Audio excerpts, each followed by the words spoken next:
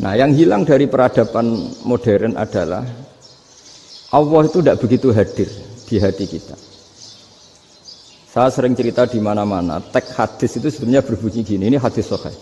Mangka na yu'minu billahi wal yaumil akhir fal yukrim jarohu. Ada yang fal yukrim jarohu dhaifahu, ada yang fal yakul khairan aw yasmut.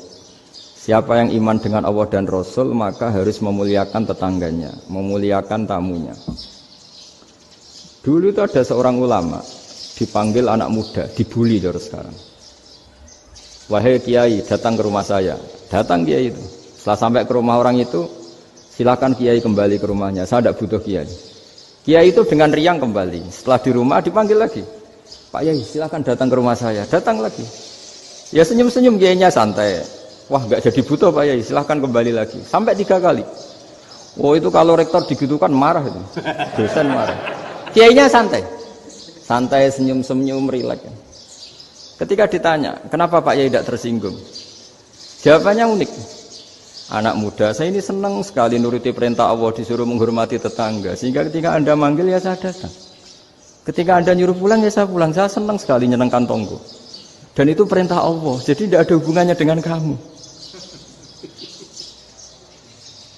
Wah, pemudanya nangis minta dimaafin. Kalau kita kan enggak, kita ini dosen, kiai, mungkin kita doktor, mungkin kita profesor. Tapi kita ini sering didikte oleh orang bodoh. Kalau orang bodoh itu jengkel, lo kita ya jengkel. Lo kamu jengkel, dijengkelkan orang bodoh itu namanya terdikte. Itu bodoh apa pinter? Oh itu tidak pinter sama sekali. Kalau betul-betul kamu pinter, hanya bisa didikte oleh Allah Subhanahu wa Ta'ala. Jadi antara hukum Allah apa? Wa ahsin man asa'a ilaika, berbuatlah baik sama orang yang berbuat buruk sama Anda. Itu dikteannya Allah.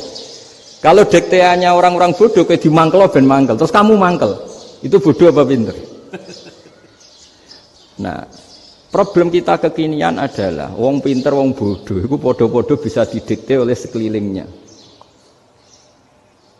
Sekarang wataknya perempuan seperti itu, wataknya anak-anak seperti itu, kita didikte. Anak-anak jengkelin kita mangkel, berarti kita didikte oleh orang bodoh. Makanya agama itu unik, kadang ngendikan wa ahsin man asa'a ilaika, kadang wasil man qata'aka, sambunglah orang yang memutus kamu. Karena dengan demikian kita hanya didikte oleh Allah Subhanahu wa Ta'ala, bukan didikte oleh hukum sosial. Cara Jawane nak ngapiki tangga sing apik akeh tunggale. Berbuat baik sama yang berbuat baik pada kita itu mbok orang fasik ya seperti itu, maling ya seperti itu, sama. Tapi kalau berbuat baik sama orang yang berbuat jelek sama kamu itu baru luar biasa. Dan memang teksnya hadis wa ahsin man asa'a ilaika, berbuat baiklah sama orang berbuat buruk sama kamu. Jadi enggak boleh orang didikte. Makanya ngaji di sini diantaranya saya akan cerita dalam sebuah hadis sahih, dalam hadis hasan yang diriwayatkan Imam Tirmidzi, ada kalimat dari Rasulullah sallallahu alaihi wasallam. Dawe Nabi, la takunu imma'atan taquluna in ahsanan nasu ahsanna wa in zalamu zalamna walakin watti'u anfusakum in ahsanan nasu an tuhsinu wa in asa'u alla tazlimu. Kamu jangan jadi orang yang mudah diombang-ambingkan oleh orang sekeliling kamu, yaitu kamu mengatakan jika orang baik ke saya akan baik, jika orang buruk ke saya juga akan membalas buruk. Itu namanya Anda didikte. Tapi berkomitmenlah kamu akan berbuat baik meskipun orang lain berbuat buruk. Nah sekarang logika sosialnya begini. Kalau di Indonesia itu ada 1000 kiai, ada 1000 profesor yang ingin membenahi Indonesia. Rata-rata orang awam itu semau gue. Terus mereka mendikte kita. Perilakunya agak simpatik, perilakunya jengkelin. Terus 1000 profesor ini ikut jengkel. Itu kira-kira jadi solusi apa goblok bareng? Sama 1000 kiai ini ikut jengkel, ini jadi solusi apa goblok bareng? Goblok bareng. Nah problem sekarang kita ini biasa didikte orang bodoh. Nah makanya ciri khas orang muslim itu kata Nabi mangkana yu'minu billahi wal yaumil akhir. Jadi baik tetangga karena perintahnya Allah dan Rasul. Pentingnya apa? Bedanya karena berbuat baik ini perintahnya Allah, mbok tangga apik lah kita tetap apik karena perintahnya Allah dan Rasul. Begitu juga dengan hubungan dengan istri, dengan anak. Bojomu lagi cerewet lah ya tetap apik.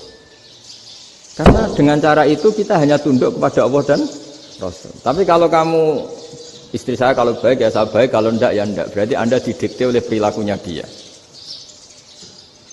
Itu latihan ya kalau dalam bahasa pondok latihan jadi wali itu yang paling berat.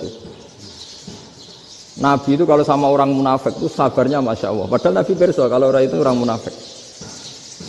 Karena dengan cara seperti itu bahwa kebaikan Nabi pada seseorang itu atas perintahnya Allah dan Rasul, bukan atas nama servis.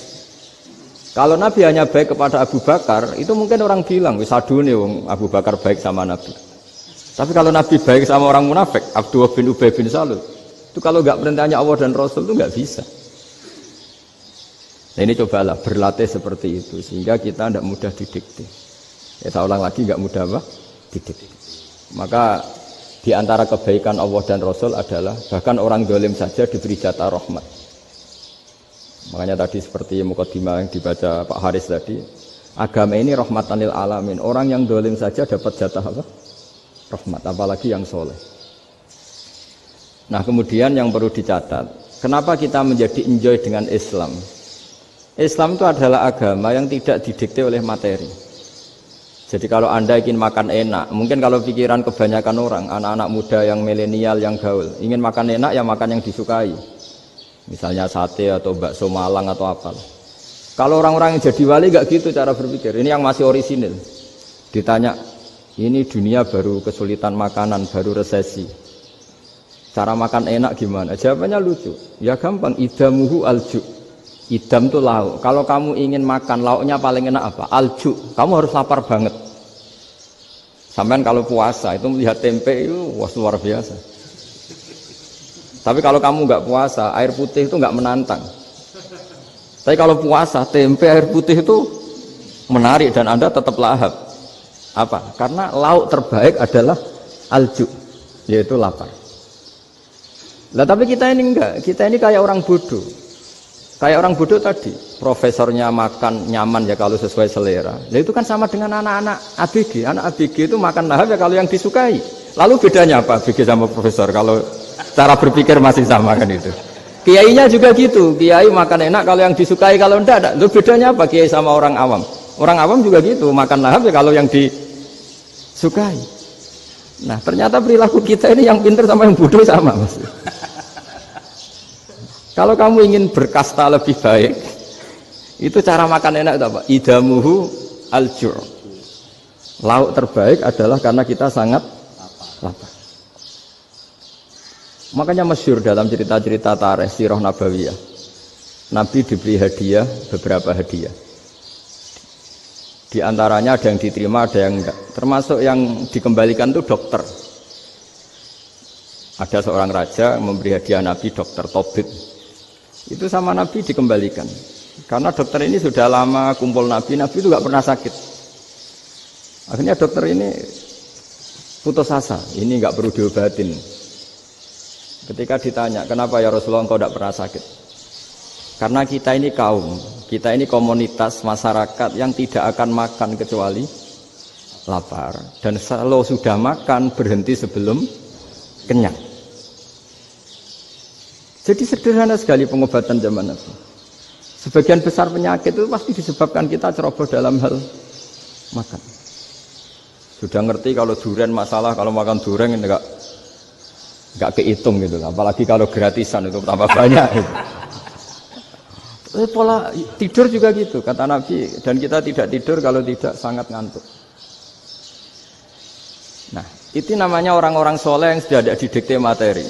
Kalau yang didikte materi kan bisa tidur nyenyak kalau kasurnya enak, AC gini-gini. Sebenarnya enggak, tidur enak itu ya kalau sangat ngantuk. Mbok di gudang, mbok di bis, kalau sangat ngantuk ya semuanya ya enak. Sama, mbok lapar, mbok hanya tempe, tapi kalau sangat lapar itu ya enak. Nah ini ilmu yang mulai hilang, ilmu-ilmu yang mulai hilang.